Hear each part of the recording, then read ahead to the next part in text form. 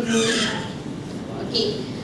Dan persoalan dia saya nampak di sini, dan kalau sekiranya saya mengharapkan bukan sahaja Selangor, tapi PR dapat, mungkin PR lah, akan mengambil Malaysia supaya sistem pendidikan di Malaysia dapat diubah dan kita membina generasi daripada anak-anak kecil tu. Okay, bila dia dah besar, it's not easy to change their mind and attitude. Okay, bagi saya Islam pun tahu daripada pendidikan Islam pun kita tahu kita bina benih daripada tunas. That's why walaupun Jepun bukan Islam, tapi mereka tahu konsep Islam. Jadi dari kecil mereka diajar supaya jujur, amanah dan tidak berprasangka buruk, dan lagi satu tidak jatuh menjatuhkan. Jadi selagi ada sikap jatuh menjatuhkan dan tidak amanah jujur daripada kecil, tak kisahlah masuk dalam parti mana pun, sindrom ini akan berterusan. Itu yang saya nampak. Okey, boleh terima kasih tak? Okey, sorry. Maaf Dan kedua, saya nampak di sini mereka tidak ada perasaan diri hati itu kerana teks. Mereka walaupun dia ada homeless, tapi mereka mempunyai pride. Dia orang takkan terima kita punya sedekah. Dia orang takkan even kita bagi pun dia takkan sedekah. Maksud mereka, kerajaan mereka adil menagihkan walaupun mereka tiada rumah. Jadi itu yang saya nampak. Baru tiada dengki-mendengki dan tiadalah gejala sihir menyihir. Okey, terima kasih. Assalamualaikum. Minta satu soalan lah. Kejap. Sebelum kita start balik, kita akan habis pada pukul 11:10 lambat. Sebelum kita start kita punya report session, kita akan ada sikit perkongsian daripada si penasihat, especially invited for that actually. So kita ada berapa yang cakap lagi sebenarnya ni? 1, 2, 3, 4. Okey, kalau boleh seorang 2 minit. Okey, dah. Terima kasih. Assalamualaikum warahmatullahi wabarakatuh. Nama saya Saha daripada Bandar Sriputra Banyan. Sepatutnya saya tak perlu datang di sini. Sebab sini semua tu orang muda. Saya dah tua. Tapi saya punya pandangan macam orang muda. Okey, ini saya bukan nak tanya soalan sebab kita nak pendek kan. Saya cuba sedikit pandangan atau pendapat. Ed Stephen, Yusuf Islam, dia tak akan masuk Islam kalau tengok orang Islam. Dia pernah berkata dia masuk Islam kerana melihat apa di dalam kandungan Al-Quran. Kalau tengok orang Islam dia tak masuk Islam sampai sekarang. Ini menunjukkan adalah akhlak itu penting. Jadi teruk sangatlah akhlak orang Islam ni, sampai orang tengok orang Islam pun tak masuk Islam. Jadi saya tak terkejut kalau PAS bergaduh dengan DAP, sebab DAP ni bukan Islam. Yang saya terkejut PAS dengan PAS bergaduh, Islam sama Islam bergaduh. Jadi bila orang tengok Islam sama Islam bergaduh, di sinilah akhlak Islam kita. MIC hari ini bertumpuk sama-sama MIC. Saya tak heran. Yang saya heran PAS sama PAS, Islam sama Islam bergaduh. Jadi saya harap Pakatan Rakyat yang baru tidak akan terulang lagi perkara macam ini, terutama sekali dalam isu ini. Okey, itu satu. Yang kedua, saya melihat tadi ada 2-3 orang yang bagi pendapat pendidikan. Bagi saya lah, kalau kita betul-betulkan pendidikan itu satu perkara yang penting, amat penting. Tetapi untuk orang ataupun rakyat menyokong Pakatan Rakyat ni, kita jangan lupa masalah tekanan hidup. Kalau pendidikan kita bagus tapi tekanan hidup, orang universiti pun marah kat Pakatan Rakyat. Kalau tekanan hidup, parking kereta nak kena bayar, kat bangi ni nak dengan cerita nak kena bayar parking, kan? Okey. Jadi tekanan hidup. Yang kedua, yang ketiga, ini last. Kita banyak buat isu nasional, 2.6 bilion. Pasal itu isu nasional. Tapi kita tidak menekan kepada isu negeri, isu setempat. Sebab tu saya bagi tahu yang menyokong Pakatan Rakyat ni sebenarnya orang Pekan, bukan orang Melayu, bukan orang Cina, orang Bandar. Dia ada masalah tekanan hidup. Yang menang Pakatan Rakyat di kampung-kampung tu kerana ada masalah di kampung tu.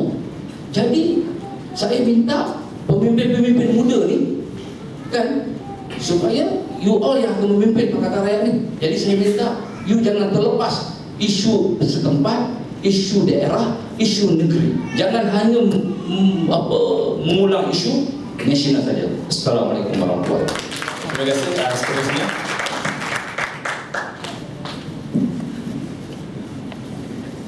Bismillahirrahmanirrahim. Assalamualaikum warahmatullahi wabarakatuh. InsyaAllah tak panjang dan saya akan tekankan pasal 20 tahun akan datangnya. Saya akan dari kita juga insyaAllah. Okey, pasal 20 tahun akan datang ni, kita dah dimomokkan ni pada tahun 90-an, masih di sekolah rendah lagi. Tentang pasal 20 kita dimomokkan dengan nyapir terbang, kucing terbang, manusia terbang sampai kan dalam pendidikan seni pun kita diarahkan untuk membuat satu yang vision yang mahu panjang 20 tahun. Kunjuran 20 tahun ni kan 20 tahun kunjuran ni selalunya dipakai oleh company-company yang besar untuk mengachievkan dia punya produk ke ataupun company lah 5 tahun, 10 tahun, 15 tahun dan 20 tahun. Okey, sebagai contoh kita tengok saya mengambil sikit idea lah. Saya sebenarnya suka bercerita tentang politik idea dan politik perpaduan. Bagi saya harapan baru adalah tempat sesuai untuk anak muda untuk berdiskusi mengenai politik idea dan politik perpaduan. Okey, sebagai contoh kita tengok bagaimana Tun M kita dia punya idea. Dia ada jadi Perdana Menteri. First sekali yang dia buat adalah dia akan panggil semua pemikir kelas pertama. Contoh profesor, lecturer, doktor untuk berbincang face to face. Apa benda yang diperlukan untuk 20 tahun akan datang untuk menuju wawasan dunia. Dan sebagai contoh saya ambil satu lagi bagaimana Tun M membina GLCC. Cara dia mempercepatkan GLCC dengan idea sebelah GLCC dibuat oleh Jepun dan sebelah lagi dibuat oleh Korea. Kerana kita tahu pada tahun 90 Jepun dan Korea seringkali bersaing. Jadi bila mereka bersaing, jadi harapan untuk menyiapkan GLCC ini lebih cepat adalah lebih wajar lah kerana mereka perlu bersaing. Okey, untuk isu nasional saya dah selesai dan saya akan masukkan 20 tahun akan datang untuk negeri Selangor. Sebagai contoh kita tengok Selangor paling banyak universiti sama ada swasta ataupun gabungan lah. Sebagai contoh kita sebenarnya anak muda perlukan satu tabung idea ataupun kapsul idea yang dibuat oleh Tun Mahathir di wawasan 20 yang masih tertanam lah mana dia kapsul tu. Jadi sebagai contoh kita perlu yang pertama tadi kita perlu mencari excellent student di apa-apa kos lah, sama ada kos medik ke kos apa-apa lah. And then kita akan kumpulkan orang untuk kita face to face dengan pimpinan-pimpinan harapan baru ni anak muda. Buat 30 saat lagi. Okey, sebagai 30 saat lagi saya akan tutuplah saya punya diskusi ni. Okey, sebagai contoh ini saya punya harapan lah untuk anak-anak muda supaya kita anak muda ni perlu membuat satu tabung idea ataupun kapsul idea supaya akan datang tidak ada lagi supaya 20 tahun akan datang ni adalah tahun 35. And then supaya pada tahun 2035 ni supaya bila kita dah berusia 50 tahun tiada lagi kita terdengar apa lagi yang 20 tahun akan datang. Kerana pada tahun 35 tu kita dah selesaikan apa yang permasalahan anak muda sekarang ini. Itu saja. Sekian, terima kasih. Assalamualaikum warahmatullahi wabarakatuh. Saya Jalil.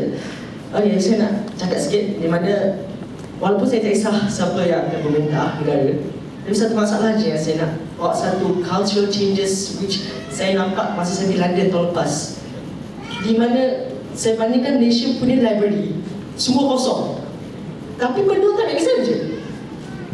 Di London tak kisah anytime, kerana kadang-kadang time malas nampak orang membaca dalam train, membaca dalam toilet, nunggu membaca. Ni budaya membaca di antara kalangan muda bagi saya memang tiada kalangan membaca. Dan kalau kalian baca tiada, ramai orang akan ikut sesuatu benda secara membuta. Seperti contoh minum susu lembu jadi lembu. Itu ustazah tu pun dah tua pun still susu lembu. Ada juga yang ikut syekh-syekh ini yang tak tahu entah betul atau tidak. Ni jenis yang ikut komputer, jenis yang tak membaca. Ini yang paling saya risau kerana saya daripada sebuah universiti Islami.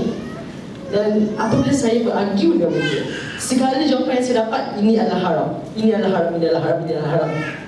Tak ada satu argumen yang kuat berdasarkan apa-apa buku pun, tak ada apa-apa berdasarkan apa-apa yang idea lain. Ini yang saya ingin cakap. Yang kedua lagi saya cakap, saya seorang cakap tentang kemanusiaan.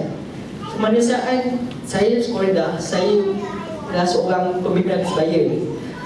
Dan di sekolah saya dulu, sekarang ni saya sedar bahawa remaja sekarang ni, diorang dah tak ada tujuan hidup dan diorang dah nampak hidup satu beban di mana bermula dari potong tangan, bergesit, di mana mereka mendadah, bersepah sekolah. Dan saya tengok berdasarkan research saya pernah buat, memang mostly students datang, pergi sekolah, habis belajar, balik rumah, dah potong tangan semua tinggal 3 orang, lepas tu diorang buat. Itu saja saya cakap, saya dah cukup 2 minit. Terima kasih.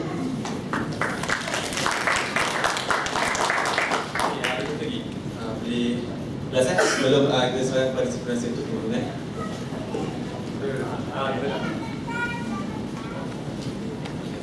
Okay, Bismillahirrahmanirrahim. Assalamualaikum warahmatullahi wabarakatuh. Saya Asnah binti Zainal Rashid.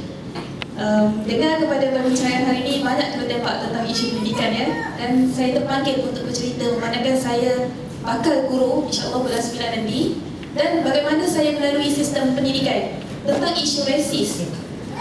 Saya dibobokkan dengan isu rasis melalui media massa. Saya berada 4 tahun di Terengganu, dan di mana rakan sekelas semuanya Malay dan Muslim.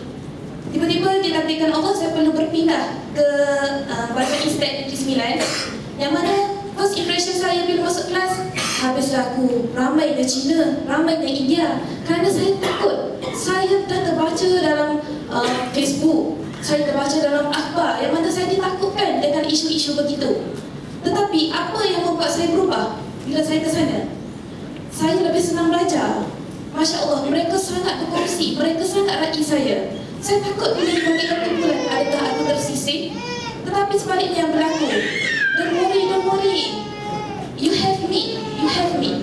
Saya dapat supervisor Chinese, saya takut call mak, macam mana ni Chinese. But Chinese tu menolong saya lebih daripada supervisor Malay menolong pelajar Melayu. Jadi saya fikir, adakah isu rasis benar-benar wujud ataupun sekadar propaganda media, propaganda mainan politik? Itu yang menjadi fikiran saya tentang akhlak pendidikan anak-anak pula. Sepanjang saya belajar dalam sistem pendidikan, apa yang kami diterapkan, apa yang kami diajar, jangan sentuh anak orang lain, jangan tegur anak orang lain. Kenapa? Kenapa ini berlaku? Tepuk dada, tanya diri sendiri kalau yang dah jadi ibu bapa. Saya pernah berpraktikal, saya jumpa kes yang sangat teruk. Murid hanya disuruh ulang soalan yang salah 10 kali. Saya pernah beratus kali. Apa yang implikasi kepada tu? Ibu bapa datang sekolah tak puas hati. Kenapa anak saya perlu ulang 10 kali? Itu saja, bukan denda fizikal. Bukan denda fizikal. Jadi perubahan itu daripada mana? Daripada kita. Kita yang mula. Itu saja daripada saya. Terima kasih Saudari. Seperti kita serahkan kepada terima kasih.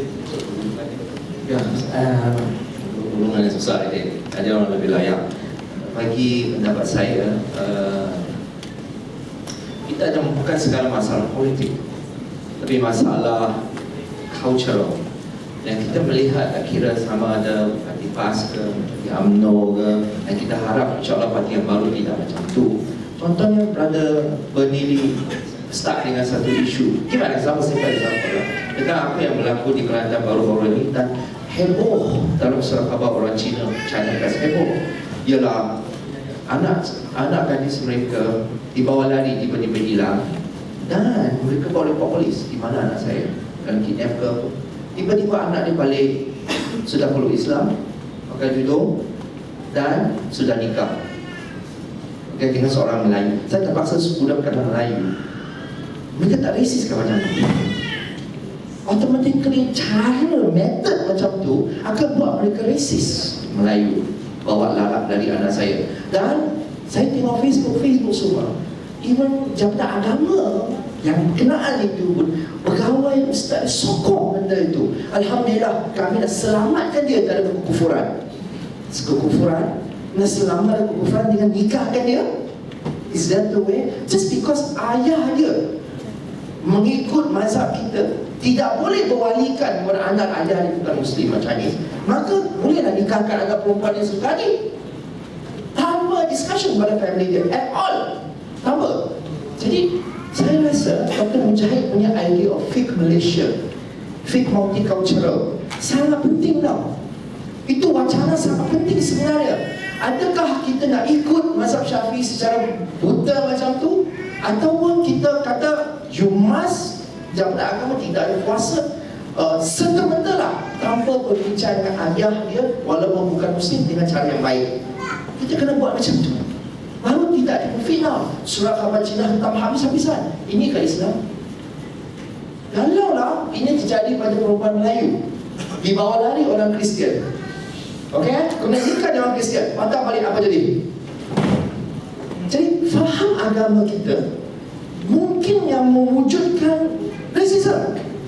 Jadi kita perlu fake Malaysia, perlu mengubah cara kita berfikir tentang agama. Jangan lupa ulama-ulama PAS, ulama yang tahu Islam menimbulkan masalah banyak di dalam dunia tahaluf, banyak masalah. Ini ulama yang talking about, bukan orang awam. Jadi ulama-ulama ini menimbulkan orang Cina bukan Muslim tu, apalah ulama cakap mesti Islam cakap macam tu. Biasa. Jadi budaya agama kita banyak menimbulkan fitnah pada Islam. Malangnya ini bukan datang kepada orang awam sahaja, tetapi hatta pada sebahagian ulama-ulama yang terkenal di Malaysia. Itu masalahnya. So I would say that in order to change the political situation, we need a trans-political change. We have to inject the transcendence into politics. In other words, cultural change must be there. Change of the people, change of diri kita. Baru boleh. If not, kalau kita naikkan satu mati baru, the same thing is going to happen. Perkara yang sama dan berulang dan berulang lagi. Jangan lupa, mereka walaupun mengamalkan dua sistem, they have a problem, social problem yang besar. Walaupun sistem dua parti, problem yang besar. Walaupun demokrasi bagus, problem besar kemanusiaan dalam mereka. So tidak cukup saja mengubah political system. We need a trans-political change. We need a cultural change. We need a human change. Itu saja.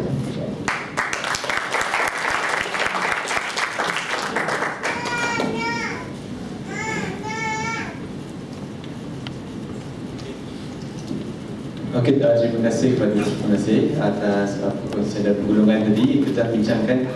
Rasanya semua orang ada lagi rasa nak bercakap sebabkan kita kesukaan masa. Mungkin lepas ni kalau kita ada lagi sidang seperti ini, mungkin lebih ramai lagi yang ingin berminat dan mungkin kita akan kurangkan masa untuk kami bercakap daripada 5 minit dan terlebihkan kepada orang awam untuk bercakap. Hal ini kita dengar dalam TV atau orang-orang besar cakap pada kita nak luahkan tak tempat. So inilah platformnya sebenarnya. Okey, saya akan membacakan 10 resolusi yang tim saya telah buat ni. Dan kemudian kita akan tutup dengan wakil daripada penganjur. Yang pertama adalah kita antara resolusi dia, yang pertama adalah memperkasakan demokrasi di peringkat kerajaan tempatan atau ahli majlis melalui pelaksanaan pilihan raya dan mengelakkan budaya pemusatan kuasa adun dan ahli majlis orang yang sama. So benda ni harus ubah. Yang pertama. Yang kedua adalah menyiarkan sidang parlimen dan perbincangan antara ahli majlis di media umum. Itu 1, 2 dan 3 agar maklumat sampai kepada rakyat. Yang ketiga adalah memperbaiki sistem pendidikan di peringkat sekolah yang bersifat interagama dan bangsa untuk menangani rasisme. Yang keempat adalah menjadikan Selangor sebagai model kepada aplikasi Islam bersifat substance dan bukan bersifat substance. Yang kelima, mengembangkan dan merancangkan wacana fake nation seperti yang saya cakap tadi. Yang keenam adalah merealisasikan idea sistem politik demokrasi dua parti. Yang ketujuh adalah menjadikan Selangor negeri mesra anak muda, wanita, anak-anak dan OKU. Yang ke-8, menjadikan Selangor sebagai katalis pembangkit kepada agenda perubahan di peringkat nasional. Yang ke-9 adalah bekerjasama dengan NGO dalam menampilkan wajah dakwah rahmatan lil alamin yang segar supaya dapat diterima rakyat dan Muslim. Yang ke-10 adalah menyediakan peluang survival hidup untuk anak muda dalam isu pemilikan rumah seperti yang disediakan kepada saudara tadi. Yang ke-11 adalah mewacarakan budaya politik sihat, politik based on policy dan sentiment. Yang ke-12 adalah memperdanakan agenda akidah dan moral di pentas isu politik. Rasanya kita akan buat statement keluar dalam Facebook harapan baru akan ubah suai menjadi pertanyaan lebih elok sikit dan untuk ditayangkan mungkin kita akan berkongsi bersama di media sosial lah. Seterusnya saya ingin menjemput Ustaz Wan sebagai wakil daripada penganjur kita pada ni. Ustaz Wan juga dan tolong untuk booking dewan ni. Terima kasih banyak dan beri kata penutup. Terima kasih. Bismillahirrahmanirrahim. Assalamualaikum warahmatullahi wabarakatuh. 2 minit juga. Okey, insyaAllah pertama-tamanya terima kasih kepada si penasihat, semua yang kita jemput, semua yang kita undang. Terima kasih. Saya boleh pusing kat sini. Terima kasih semua. Terima kasih kepada semua yang beri pandangan, beri fikiran. Okey, sikit komen berkaitan dengan rasis Cina, India, Melayu. Saya ada semuanya. Isteri saya Cina. Kalau orang lain bercakap kawan Cina, mak ayah Cina, saya isteri saya Cina. Isteri Cina, pak mentua Cina, mak mentua Cina. Dan pakcik-pakcik masih berada dalam agama yang lain lagi. Okey, seronok berada dalam keluarga yang macam ni. Okey, terima kasih kepada semua. 10 resolusi yang kita ada tadi, 12 kita akan garapkan jadi 10. Kita akan garapkan jadi 10, yang mana resolusi ini kita akan war-warkan, kita akan pamerkan, kita akan pastikan benda ni akan berjalan, insya-Allah.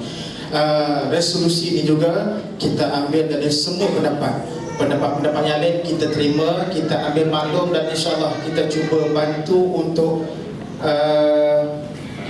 pastikan benda ni sekurang-kurangnya diambil maklum, insya-Allah. Saya sekali lagi ingin mengucapkan terima kasih kepada semua jawatan kuasa. Terima kasih kepada semua yang bantu. Terima kasih kepada Harapan Baru Serdang, jawatan kuasa induknya. Terima kasih kerana banyak bantu kami. Saya Muhammad Rizwan, saya Ketua Gerakan Anak Muda Serdang, merangkap bakal negeri nanti.